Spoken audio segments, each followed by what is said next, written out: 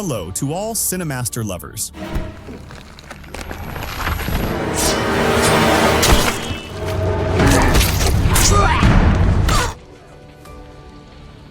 Hope you enjoy watching. Let's get started. In the 19th century, England entered global trade. They used to bring silk and spices from other colonies, but unfortunately and unintentionally, they also brought the zombie virus with them. Soon, these creatures were spreading all over the country. Millions of people died. Soon, the wealthy gentlemen and ladies left London to live in their own well-fortified estates and mansions. One day, Colonel Darcy arrived at an estate in Hertfordshire County because he heard there was an infected person there. A guard at the entrance checked his identity and took him through a tunnel. There, a priest inspected his bare body to make sure he wasn't infected. Afterwards, they finally let him enter the house. Inside, Madame Featherstone was playing cards with her friends. She swore there was no infected person there and that no zombie had entered her estate in years. Darcy pretended he wanted to play cards with her friends. He sat at the table and pulled out a small bottle containing dead flies. He released the flies in the room as he explained that these flies could detect decaying flesh. The flies lasted barely a second before landing on the man. This meant the man was slowly turning into a zombie. Darcy immediately broke his cup and stabbed the man's face with it before cutting off his head with his sword. Afterwards, Darcy asked if the man could have infected anyone in the house. Featherstone denied it. So Darcy kicked the zombie's head toward the guests as he left. But Featherstone's daughter refused to continue lying. She ran upstairs to check on the man's niece to see if she had been infected. Unfortunately, it was already too late. The girl had already turned and attacked the servants. Now she was attacking Featherstone's own daughter as well. At the same time, Mr. Bennet was training his 5 daughters in all kinds of weapons and martial arts known to man so they could defend themselves against the zombies. But their mother, Madame Bennet, wasn't happy about this and wanted them to focus only on getting married. When Madame Bennet heard about a nearby dance party, she convinced her husband to let them go as a change of scenery. All the sisters were excited about it except for Elizabeth, who didn't like social gatherings at all. They all wore their best dresses but still made sure to hide weapons inside them. At the party, Bingley was chatting with Darcy but froze when he saw Jane and fell in love with her immediately. He asked her to dance with him, and they had a great time together. Afterwards, Bingley insisted that Darcy should dance too and told him to ask Elizabeth. But Darcy said she was tolerable but not pretty enough to tempt him. Elizabeth overheard this and walked away, but as she was leaving, she accidentally knocked over a bottle, exposing herself in front of everyone. When Elizabeth stepped outside, she started to cry but was interrupted by Featherstone, who had turned into a zombie. She could still talk and wanted to say something to Elizabeth, but Darcy shot her in the head first. When people heard the gunshot, some came outside to see what happened. At that moment, another zombie appeared, and the guards rang the bell to announce an attack. While most guests ran to hide, the Bennet sisters drew their weapons and started fighting the zombies. They fought mercilessly, taking down each creature with sword strikes and well-aimed kicks. When Darcy saw Elizabeth fighting, he began to feel attracted to her. Afterwards, all the zombie corpses were burned. When the sisters returned home, Jane couldn't stop talking about Bingley, while Elizabeth kept complaining and arguing about Darcy's manners and arrogance as she trained, making her moves and strikes much fiercer. The next day, Jane received an invitation to have tea with Bingley. Madame Bennet made her take a horse instead of the carriage, in case the weather got bad and she might have to stay over, threw her off and ran away. When the zombie finally attacked her, Jane pulled out a knife and got into hand-to-hand combat. She quickly cut off the zombie's hands and slashed its legs. Once it fell, she kicked it in the chest and stomped on its head to kill it. When it started raining, Jane saw a zombie mother carrying an infected baby coming toward her. The next day, Elizabeth arrived at the house and found out they thought Jane had the flu. She spent the night there with a fever. Elizabeth came to check on her, but Darcy was worried Jane might be infected. While the doctor was examining her, he released the dead flies. The little insects didn't react to Jane, and Elizabeth caught them easily, rubbed them in her hand, and handed them back to Darcy, mocking him. Afterwards, Jane joined Bingley and his guests, but declined their invitation to play cards, saying she preferred to read. There was an argument about what makes a real woman, and Darcy wasn't sure if he admired that or hated it.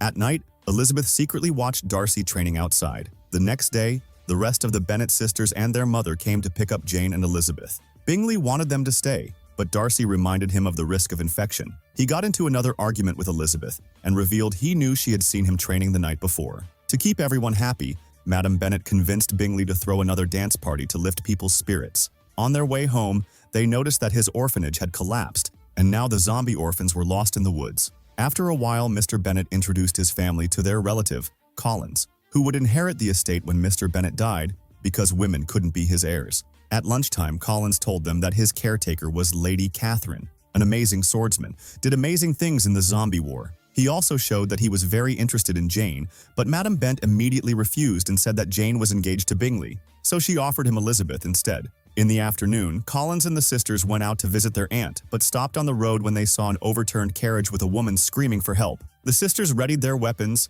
and when the woman appeared, they opened fire on her as she was a zombie. Jane threw her down the hill. During the journey, she struggled carrying all those weapons, but all he did was put the weapons back in her hands instead of helping her. At night, everyone attended the party. Jane spent time with Bingley, and Elizabeth tried to talk to Wickham so she could dance with him, and he showed a lot of energy and enthusiasm. After that, Darcy asked her to dance as well, but Collins made the moment awkward and made them leave. As they were leaving, Darcy overheard Mrs. Bennet talking about Jane's future with Bingley and focusing heavily on his money. At the same time, Elizabeth bumped into Bingley, and they heard a commotion. When they turned, they saw a servant being attacked by a zombie. The two of them grabbed axes and chased after them downstairs. But the zombie grabbed Bingley and knocked him down. Elizabeth immediately slid down and knocked down the zombie before checking on her friend. But when she looked up, she discovered all the orphan zombies were hiding down there. She asked them how they snuck in, and a small child said their new friend showed them the way inside. At that moment, Darcy arrived and started fighting the zombies, killing them all quickly with swift sword strikes and even a kitchen knife. One zombie was even pushed and fell into the oven. Then Darcy asked if Bingley had been bitten and was ready to kill him too, but Elizabeth assured him that Bingley had just fallen. Before he left, Elizabeth told him he was an excellent warrior but a bad friend. The next day, Jane received a letter from Bingley explaining that his family was returning to London and that he would start getting closer to Darcy's sister instead of her. At lunch, Collins asked Elizabeth to marry him, but she would have to give up her weapons and never fight zombies again. Elizabeth refused and ran outside to take out her frustration in training. Her mother blamed her for refusing such an important offer, but her father respected her decision. Elizabeth hugged her father to thank him, but her mother kept yelling, so she ran to the forest to find some peace. In the forest, Elizabeth noticed a lot of birds flying over 4 men wearing bonnets. Then Wickham approached her. When she turned around, the 4 men had disappeared. Wickham said he hadn't seen anything before inviting her to a special place. Moments later, they arrived at a church where a priest was giving a sermon. When the crowd turned to Elizabeth, she was shocked to see they were all zombies. Wickham stopped her from grabbing her weapons, and they watched as the priest ate their brains. It turned out that people infected with the virus don't fully turn into zombies unless they eat human brains. Wickham believed this was the key to understanding between zombies and humans.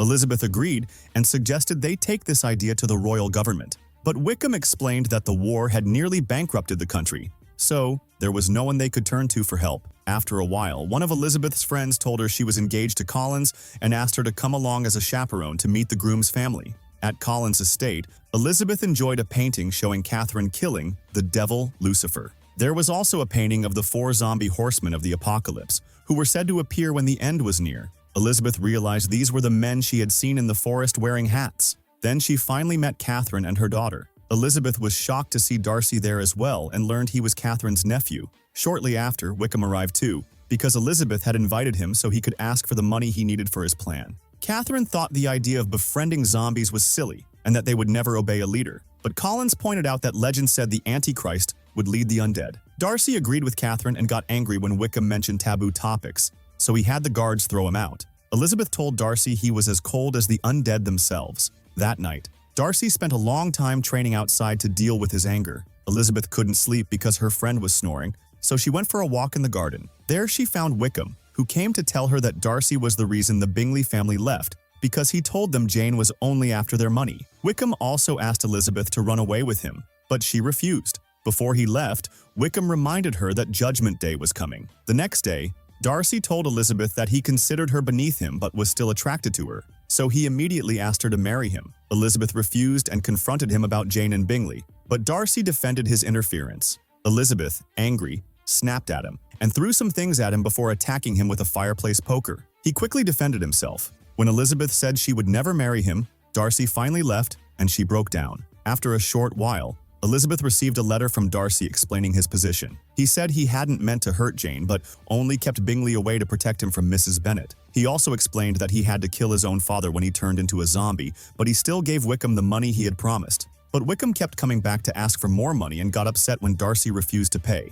Then Wickham tried to marry Darcy's teenage sister for her money, but Darcy saved her in time. Finally, Darcy told Elizabeth that he respected her feelings toward him. So, to forget his broken heart, he went to London to fight against the final zombie attack. He believed someone was leading the zombies because the attacks were so organized. When Elizabeth returned home, she was terrified to learn that Wickham had run away with Lydia, their youngest sister. She guessed he must have taken her to the zombie church. That night, Catherine visited Elizabeth and announced that Darcy would marry her daughter if Elizabeth didn't marry him first. Elizabeth had started to see Darcy in a better light these days, but she was still hesitant about getting involved. So Catherine challenged her to a duel against her bodyguard. The man was very big and strong, delivering dangerous blows and easily blocking Elizabeth's attacks. She refused to give up even when he was choking her, scratched his face before breaking his arm, and with an excellent kick, threw him onto a wooden beam that broke and caused part of the ceiling to fall on him. Catherine cornered Elizabeth with her swords, but admitted she respected her determination and persistence. At that moment, Mr. Bennet entered the room to stop Elizabeth from rescuing her sister because it was too dangerous. Jane volunteered to help, but Elizabeth refused because she wanted her to protect the family. Catherine offered to take care of the Bennet family at her estate, so Jane and the others could leave. When the two of them reached the bridge, the soldiers stopped them and informed them that they had planted a lot of explosives. The bridge would explode at dawn the next day to stop the zombie hordes in London from invading the rest of the country. The sisters ignored them and continued on their way. At the same time, Bingley was in the battlefield and threw a grenade at the zombies trapped in a trench. But as he was about to leave, a creature grabbed him by his scarf. Luckily, Jane arrived just in time, cut the scarf, and pushed him away from the explosion. Nearby, Darcy killed another zombie with his sword, but then saw some dead hands emerging from the ground. A huge zombie was about to attack him from behind, but Elizabeth killed it first with an axe. She explained to him that they were standing on a zombie graveyard, so they started stabbing the ground to kill the corpses that were waking up. After that, Elizabeth told him about her sister and that she was in the church. Darcy had to tell her that the building had burned down 5 days ago, so her sister was probably dead. When Darcy left, it turned out he was lying. He told Elizabeth that the church was collapsed to keep her away from danger, but the building was actually intact. He sneaked around the church and saw the 4 horsemen of the apocalypse leading a horde of zombies. At the same time, Elizabeth noticed that Bingley was looking at the road leading to the church, not at the bridge where he was supposed to supervise the explosion. She realized that Darcy had lied to her and immediately rode off on her horse. In the military camp, a man discovered that someone had stolen all the brains from the dead soldiers. Back to Darcy, he entered the church through a back door and found Lydia chained to a wall. He discovered Wickham's plans to attack London with zombies. At that moment, Wickham appeared. Darcy offered him money in exchange for Lydia, but Wickham refused and opened fire. The bullet hit the gate, and the noise alerted the horde, who immediately stormed the room. It turned out that Darcy had fed them the brains of human soldiers to make them more ferocious. While Wickham was trying to defend himself, Darcy broke the chain to save Lydia, and from the window, his friend was able to escape. As soon as he got out, Darcy put Lydia on his horse and sent her to the bridge. Then he fought off a few zombies before facing Wickham. A sword duel began as the zombies ran out of the church. From afar, Elizabeth kept riding her horse and looked at London burning in horror. At that moment, she saw Lydia and called her name, but no one heard her, and the zombie horde appeared behind her. Elizabeth drew her sword to cut through them, and Lydia reached the bridge just before they started preparing the explosion. Back at the church, the men continued fighting, and Darcy managed to knock down Wickham.